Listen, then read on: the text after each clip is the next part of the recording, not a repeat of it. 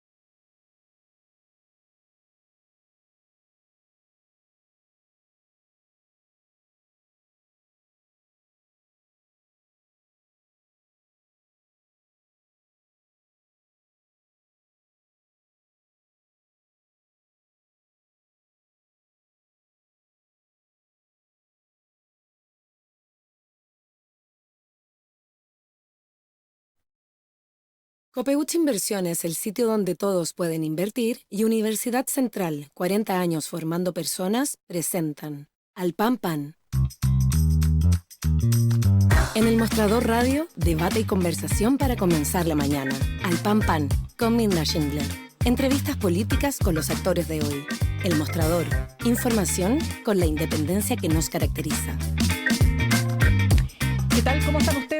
Muy buenos días. Lunes 10 de abril partimos una nueva semana aquí en el mostrador.cl al Pan Pan. Nuestro editorial de hoy en el mostrador.cl, insisto, habla del imperio de la seguridad, señalando que el peor enemigo, la peor amenaza para la gobernabilidad de América Latina, pero por sobre todo para nuestro país, tiene que ver con el crimen organizado, que es mucho más que el solo narcotráfico, por la capacidad que tiene de penetrar las instituciones, porque en la región ha generado, ¿no es cierto?, la implicancia también de las policías, la corrupción, no solo también de las policías, también de la clase política. Incluso ha habido efectos también en que se ha permeado, este crimen organizado ha permeado permeado las distintas instituciones del Estado, terminando en algunos casos con un Estado completamente fallido. Lo que estamos observando hoy día es una violencia mucho más agudizada en nuestro país, y recogiendo las palabras de la ministra del Interior, Carolina Toá, si bien es cierto que ha disminuido varios delitos, como por ejemplo el robo, ella decía, hay menos probabilidades hoy día que 10 años atrás de ser víctima de un robo, pero sí hay más probabilidades de que al ser víctima de ese acto delictual, esto se haga con armas y que los delincuentes estén dispuestos a usar esas armas. Si llevamos esto al fenómeno migratorio irregular y la presencia de bandas que tienen orígenes, por ejemplo, como el Tren de Aragua u otras, ¿no?, dentro de lo que ha sido el accionar delictual aquí en la región, vemos a una policía que está tremendamente desafiada. ¿Por qué? Porque estamos hablando de bandas delictuales que están absolutamente acostumbradas a un tipo de violencia y además fuertemente armadas y entrenadas, ¿no es cierto?, en ese sentido. Y por eso es tan importante que, más allá también de la ley Naín Retamal que comienza a operar, y ojo, con efecto retroactivo, también nuestras policías tengan el debido entrenamiento para enfrentar de mejor manera no solo este crimen organizado, sino también para protegerse a sí mismas. Un dato que me parece importantísimo destacar, y es que la encuesta CADEM de esta semana, el 79% de los encuestados dice aprobar la acción de Carabineros. Esto es importante porque sin adhesión ciudadana la policía no tiene legitimidad para actuar, y porque además es importante que los ciudadanos se sientan respaldados por su institución y también sean capaces de recurrir a ella cuando se sienten objeto, ¿no es cierto?, o víctimas de la inseguridad.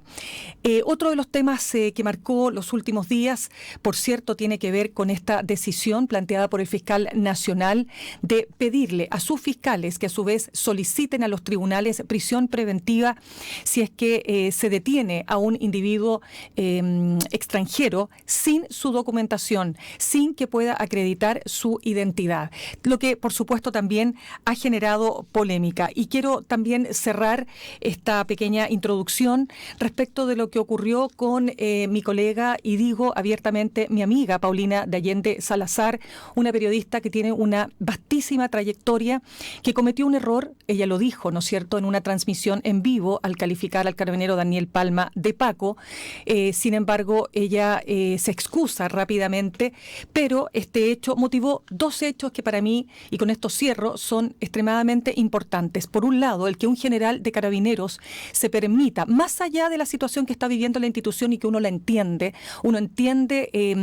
la hipersensibilidad que genera el que en apenas 23 días 3 carabineros hayan sido asesinados. Uno lo entiende y uno desde ya, y esa es mi posición, extiende las condolencias y la solidaridad y la empatía hacia una institución que se ha visto fuertemente afectada por estos hechos. Sin embargo, no corresponde que un general de carabineros, en puntual, Alex Chaván, se permita censurar la participación de una periodista en un punto de prensa.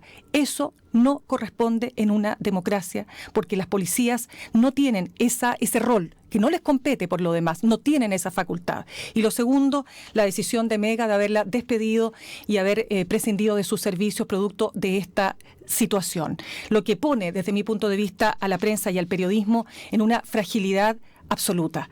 Temas que por supuesto vamos a seguir conversando más adelante, pero quiero entrar ya en materia porque nuestro siguiente entrevistado es abogado constitucionalista, fue miembro del Tribunal Constitucional y también fue subsecretario de Interior. Estoy hablando de Jorge Correa Sutil, a quien pasamos a saludar esta mañana. Jorge, gracias por estar con nosotros.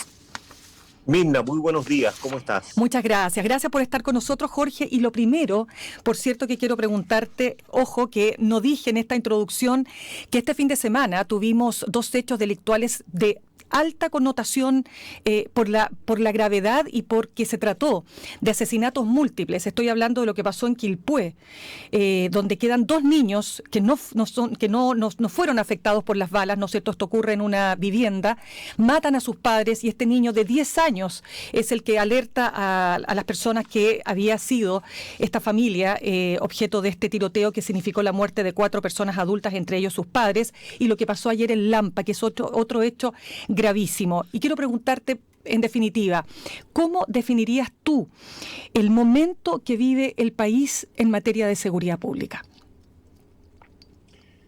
Es un momento muy alarmante y yo creo que es un momento también muy decisivo, muy final, para que adoptemos medidas antes de caer en un dominio del narcotráfico mayor.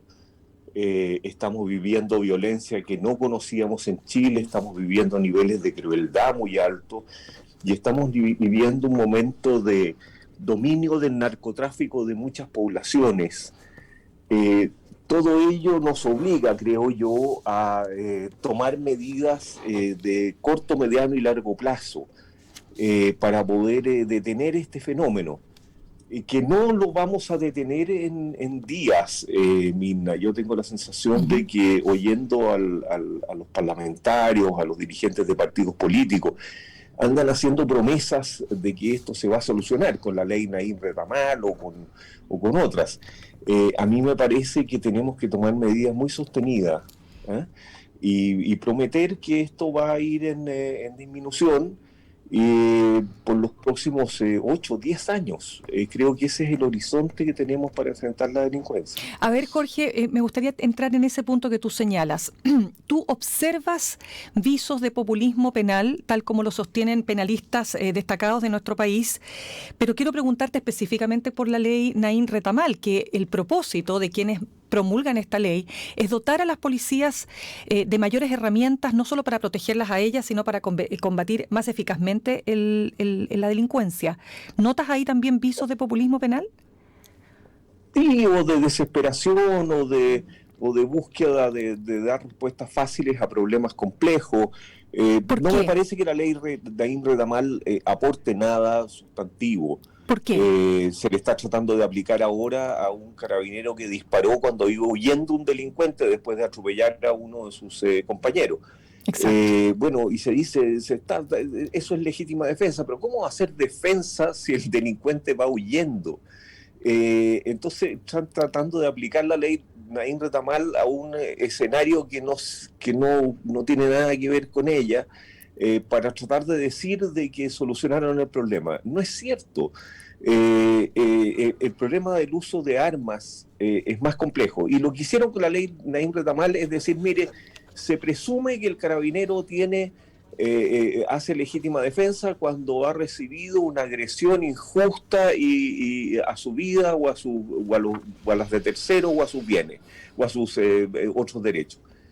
Bueno, pero hay que probar que hay una agresión ilegítima, digamos.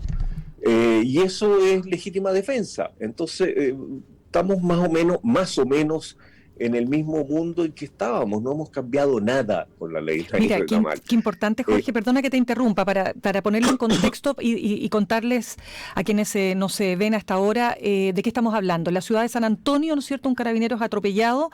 Esto ocurre el sábado 8 de abril durante un procedimiento policial, ¿no es cierto? Y esto termina en que efectivamente un individuo trata de atropellar a un carabinero, de hecho lo atropella, y finalmente se termina abatiendo a uno de los delincuentes. Tú dices que ahí, técnicamente... Ya en la huida. ¿Eh? Claro, en la huida. Ya había atropellado al compañero, ya lo había atropellado, y iba exacto. En la huida. Entonces ya no había agresión. El carabinero no estaba defendiéndose de una agresión ilegítima. O sea, no debió haber disparado, dices tú. Ante una huida. Y esa reacción ante una huida puede ser razonable. Tiene que juzgarlo el juez, pero nada tiene que hacer con legítima defensa, nada tiene que hacer con la ley Naim Retamal, digamos, en que todos dicen ahora con la ley Naim Retamal, sí, este carabinero ha usado bien la fuerza. No es cierto, no está reaccionando a una agresión. Jorge, entonces, pero espérame, para precisar súper bien, ahí no aplica ley Naim Retamal, por lo que te estoy entendiendo, porque el individuo habría huido. La pregunta es, ¿tendría o no que haber usado el arma de servicio el carabinero? No, eso hay que entrar ya en el análisis del caso específico, digamos, a qué distancia iba, a dónde disparó, si podría haber disparado a las ruedas en vez de al cuerpo, qué sé yo. Es un análisis de un conjunto de antecedentes que no tenemos y que solo puede analizar el juez. Pero lo que veo es una cierta ansiedad de decir, mire, esto lo solucionamos, o lo vamos a solucionar y ahora lo solucionamos. No, no es cierto. El problema es mucho más complejo, más largo, más difícil. A lo mejor está bien la ley Naín Retamal. Yo creo que crea más confusión que certezas, pero bueno, ya se dictó, digamos. Lo que pasa es que sí, es importante lo que tú señalas, Jorge, porque la ministra Carolina Toal, ser consultada, ella señala tal cual lo que tú estás diciendo. Y hoy día, si tú ves la portada del Mercurio, lo que señala el Mercurio es que esto ha generado un tremendo, una ola de críticas, dice el Mercurio. Mira, no tengo abierta en este minuto la portada, pero recuerdo perfecto porque lo leí en la mañana. Dice, mira, lo voy a buscar al tiro para mostrarte lo que ocurre con este tipo de declaraciones, porque estamos en un momento súper crispado también. Mira, dice el titular del Mercurio de hoy, dice, dichos de ministra Toá sobre procedimientos de Carabineros abren nuevo flanco de críticas tras incidente donde fue abatido un conductor, lo mismo que estamos discutiendo acá, ¿no? Entonces, hoy día la pregunta es, ¿cómo puede? A ver, yo partí diciendo, si no tenemos una forma eficaz de combatir este crimen organizado y el narcotráfico con las herramientas que este crimen organizado tiene hoy día, no vamos a lograr avanzar en lo que decíamos al comienzo, en tener mayores niveles de gobernabilidad. Entonces, ¿cuál es el camino, dirías tú? No, tenemos una forma misma, si no demos por imposible el problema. Tenemos una forma. Esa forma pasa por aprobar reglas del uso de la fuerza, pasa por un apoyo irrestricto a Carabineros en los procedimientos legítimos que empleen, pasa por preocuparse del reclutamiento de Carabineros, pasa por un equipo profesional en el servicio civil, en un Ministerio de Seguridad Pública, que sea capaz de dirigir los procedimientos y las estrategias de Carabineros. No se trata de intervenir Carabineros, pero se trata de darle una estrategia para combatir el crimen organizado que Carabineros no tiene. No lo tiene. ¿Y eso pasa por una reforma, perdona Jorge, de la llamada reforma que no se ha implementado aún?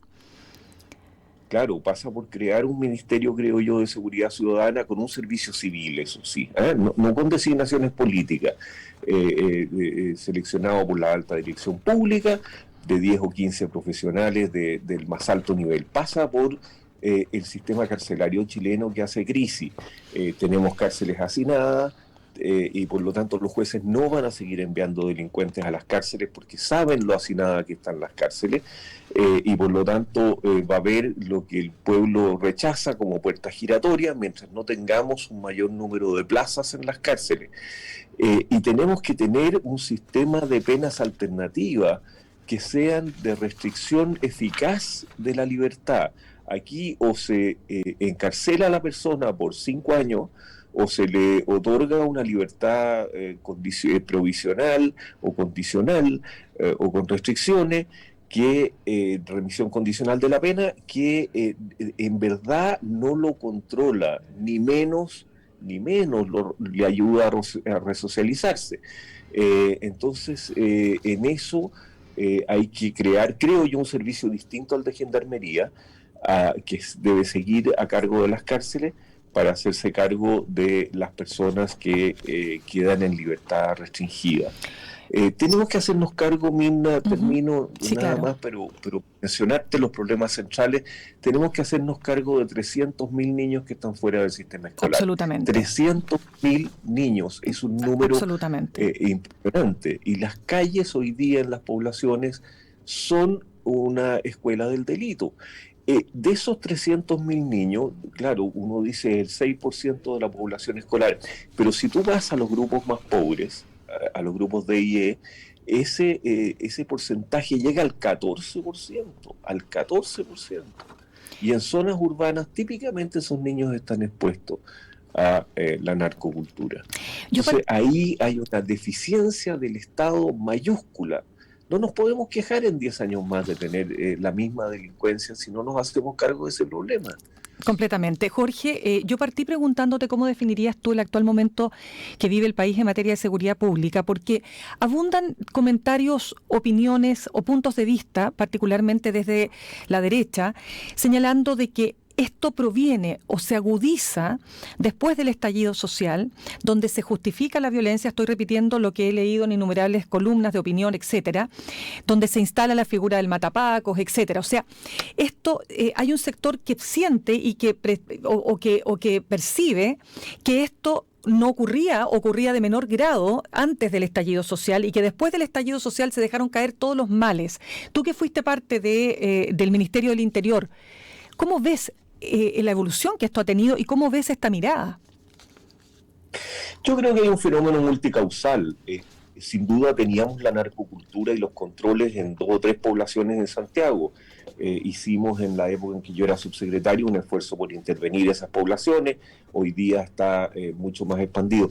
Yo creo que el momento del estallido social fue un momento que ayudó a consolidar a las bandas, que ayudó a legitimar un poco más el uso de la violencia y que bajoneó, no sé cuál es la expresión, la moral en Carabineros. El reclutamiento de Carabineros bajó muy significativamente después del estallido, pero también lo ha bajoneado el Paco Gates, también lo ha bajoneado, bueno, pero hay muchos factores. Pero yo creo que el estallido ha colaborado en algo. Ahora cuando la derecha dice, mire, esto es producto del estallido, no es producto del estallido, es producto de 10 o 12 causales: migración ilegal, cárceles hacinadas, niños fuera de la escuela, carabineros con poca formación, suma y sigue.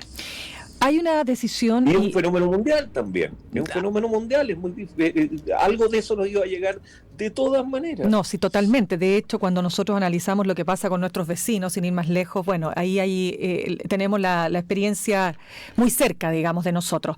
Jorge, para ir cerrando el tema, porque te quiero llevar también con el tema constitucional, ya que fuiste parte del Tribunal Constitucional y también has estado muy cercano, quiero decir, a el proceso constituyente. Pero quiero preguntarte respecto de la decisión de la Fiscalía y del Fiscal Nacional en términos de pedirle a sus fiscales que a su vez soliciten a los tribunales prisión preventiva contra extranjeros indocumentados.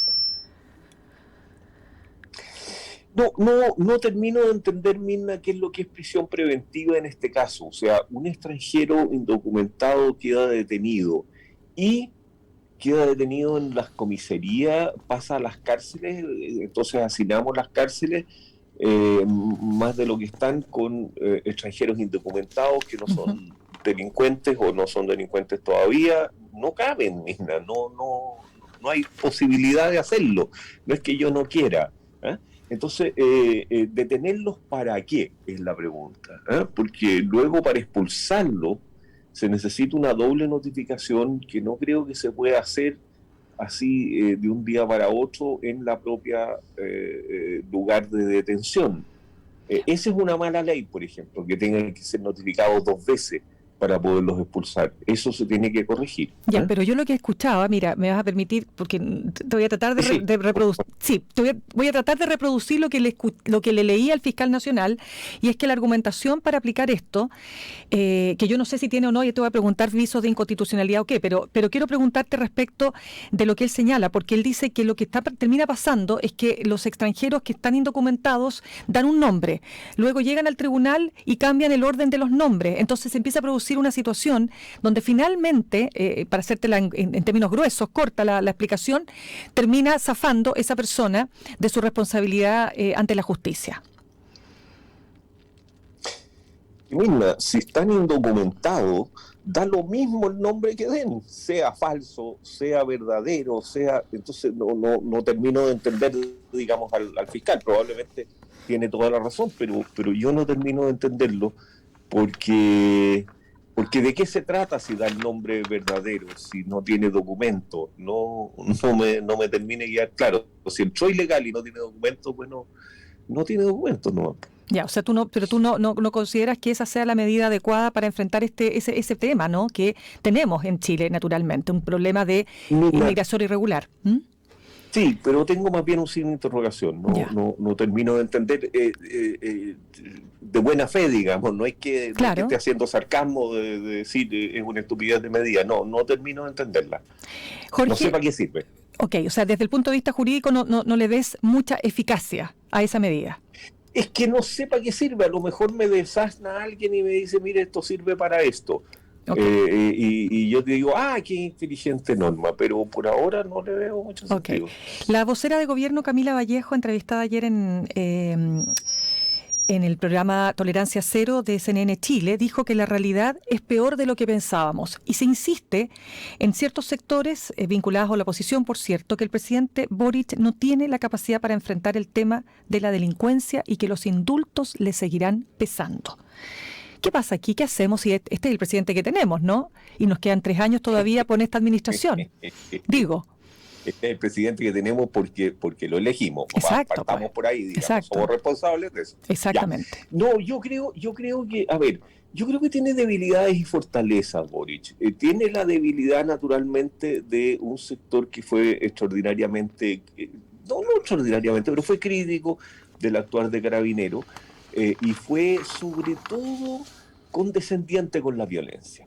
Yo creo que eso le pesa a Boric. Los indultos le van a pesar para siempre, como le pesó cabal a Michelle Bachelet, y eso no se lo saca de encima. Pero al mismo tiempo, yo creo que es un gobierno que es capaz de producir la unidad nacional en estas leyes. La ley Naín Retamal yo la encuentro bastante ineficiente y que no aporta mucho, pero si el presidente arrastra a crear el Ministerio de Seguridad, a la reforma de cárceles, va a arrastrar a la derecha, va a arrastrar al socialismo democrático y va a arrastrar no sé cuánto, pero yo creo que va a arrastrar a buena parte de su sector. Bueno, con un gobierno de derecha, Kast en el gobierno, la izquierda le habría dicho, y el centro le habrían dicho que no hasta el cansancio, y no tendríamos ninguna de estas leyes de seguridad. O sea, casi entonces, tú dices que fue mejor que pasara bajo un gobierno de izquierda. Bueno, tiene esa ventaja, digamos. Yo creo que tiene inconveniente y tiene ventaja. Hay que aprovechar las ventajas. Es el momento de sacar muchas leyes que ojalá sean eficaces y no simplemente para la galería, en materia de seguridad. Es un momento privilegiado, creo yo. Bien, conversamos hasta ahora con Jorge Correa Sutil, abogado constitucionalista, ex ministro del Tribunal Constitucional, ex subsecretario de Interior. Vamos al tema de lo que se está discutiendo en el comité de expertos de cara a las elecciones del 7 de mayo. Primero preguntarte, ¿te preocupa el hecho de que este proceso constituyente tenga tan poco interés?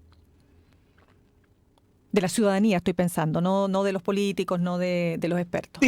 Sí, pero yo creo que el país ya ha tenido debates públicos y plebiscitos sobre el tema constitucional. Entonces, no me extraña que este sea un momento fome, si tú quieres, pero porque ya hubo intensas manifestaciones de voluntad y de voluntad popular el 4 de septiembre. Entonces, bueno, queda concretar aquello que ya se hizo. Ahora, si esto tuviera un rechazo, bueno, es harina de otro costal, pero yo creo que no, yo creo que se va a avanzar más o menos en la línea en que se va, que los partidos políticos van a terminar apoyando este proyecto, todos con algún desgano, pero van a terminar apoyándolo, y yo creo que la ciudadanía va a reaccionar aprobando aquello que todos los partidos políticos llamen a aprobar. Jorge, conversaba hace unos días con el abogado Javier Couso, el abogado constitucionalista, a propósito de esta idea también de la derecha, de tratar de juntar este concepto tan importante, ¿no?, del Estado social y democrático de derecho con el principio de subsidiariedad. Y él decía que esto era como cuadrar el círculo y que lo veía como un equeco, lo veía muy, muy incompatible. ¿Tú en qué posición te encuentras respecto de esa discusión hoy día?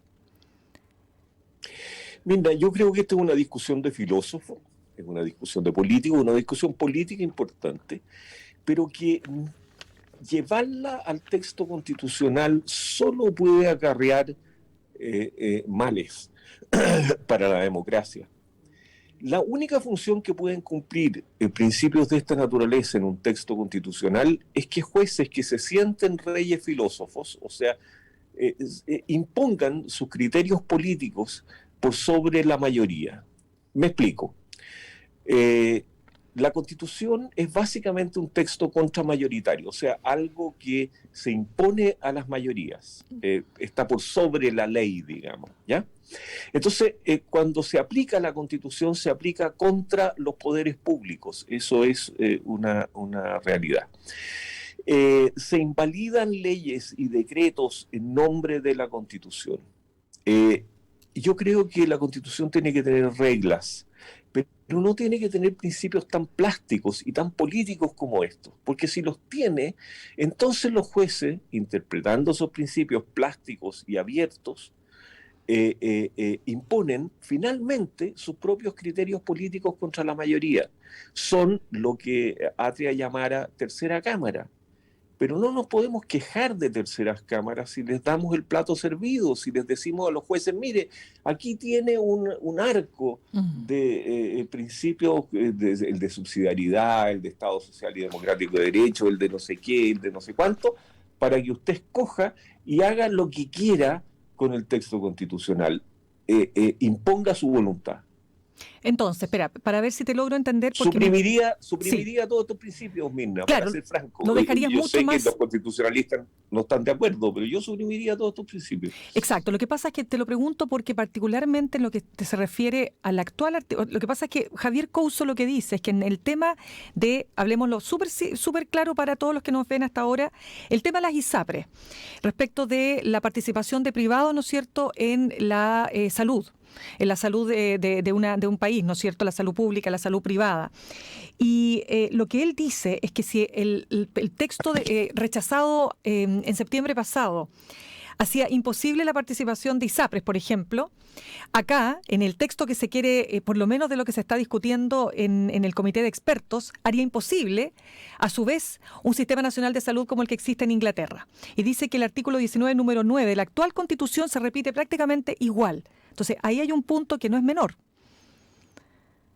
Sí, Mirna, yo creo que hay que decidir. ¿Vamos a tener un sistema con prestadores privados, sí o no? ¿Vamos a tener un sistema con posibilidad de elección, sí o no? Pero eso lo podemos decidir o en la Constitución, y en ese caso queda escrito en piedra, o en la ley. ¿Qué prefieres tú? Y decir, bueno, las mayorías lo resuelven. Pero espérame un segundo. Ya. Ahora, una vez que lo resolvamos, fijémoslo en una regla que diga, ¿habrá prestadores privados o no habrá prestadores privados? Ahora, lo que no creo que sea bueno es que le dejemos a los jueces la decisión de si hay prestadores privados o no, conforme a un concepto plástico como puede ser el principio de subsidiariedad o el Estado Social y Democrático de Derecho. Ya. Eso es lo que no me gusta. Los jueces no deben resolver, esto debe resolverlo la política. Sea que lo dejemos a la política mayoritaria, ley, sea que lo fijemos en la Constitución, impidiéndole a las mayorías resolverlo periódicamente. ¿Y tú preferirías que lo fuera por ley, que fuera el Congreso el que definiera la bajada de este articulado? Sí, Mirna. A ver, mi opción sería un sistema público como el inglés, ¿eh? Ya. Pero esa es mi opción. Ahora, como esa opción no creo que esté clara en la sociedad chilena, y yo creo que me parece mejor que esto se pueda resolver por mayoría. Ahora, alguien va a poner el grito en el cielo y va a decir, las mayorías ocasionales, esto va a estar cambiando a cada rato, Correa quiere dejarnos en el desorden. Bueno, pero esa es la democracia, pues. Esto de llamar ocasionales a las mayorías me parece despectivo y innecesario. Toda mayoría es ocasional.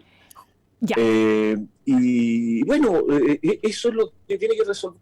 ¿De qué otra manera lo resolvemos? ¿A balazo? No, por mayoría. Pues. Claramente. Jorge, se nos acaba el tiempo, pero un último tema. Nosotros tuvimos en nuestra semana política aquí en El Mostrador un debate entre la decana de Derecho de la Universidad Alberto Hurtado, Miriam Enríquez, y el abogado de la Universidad Diego Portales, Jorge Contese, respecto de un tema que es súper también, que ha generado algún tipo de conversación y polémica, que tiene que ver con que en el sistema político, esto de que hay un piso mínimo para constituir un partido, que es el 5% de la votación, ¿no? Y que eso ayudaría a terminar con esta ultrafragmentación que existe en el sistema. Solo quiero preguntarte con un punto que planteó Jorge Contese, que no es menor, que él decía que si bien en teoría esto es bueno, ¿qué va a pasar con aquellos sectores que durante mucho tiempo no tuvieron representación política y que podrían quedar fuera de la representación política?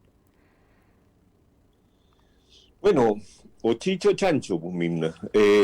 A ver, no es para constituir un partido.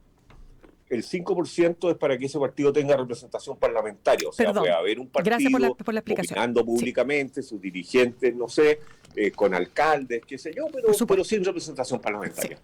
Entonces, o chicho o chancho, o permitimos que hayan 20 partidos o permitimos que hayan 6. Y yo creo que aquí hay que tomar una decisión dura, digamos, nuevamente, con bisturí, ¿eh? De decir, ok, 6 partidos, alrededor de 6, digamos, 5%. En total.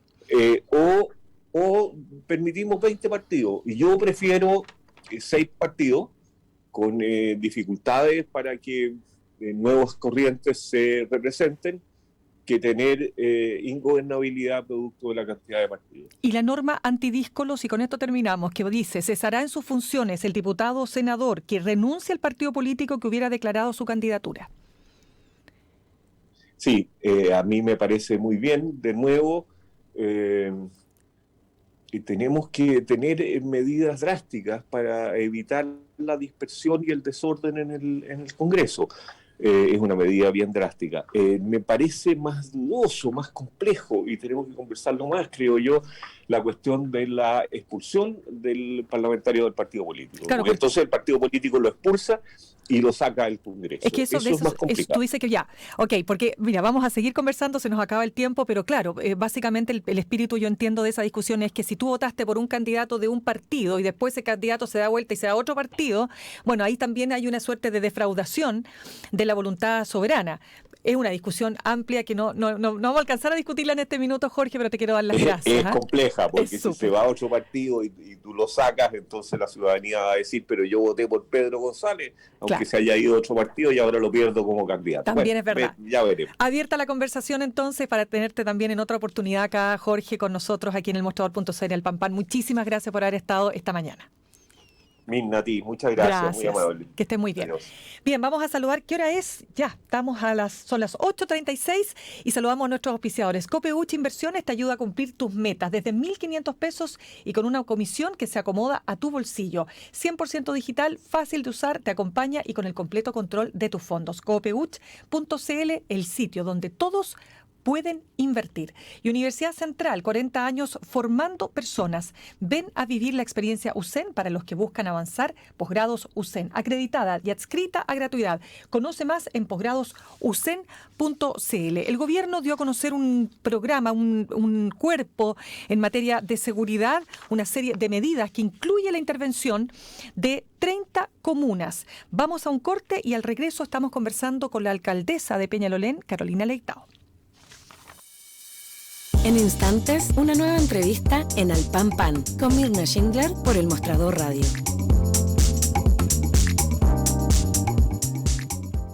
Con Copeuch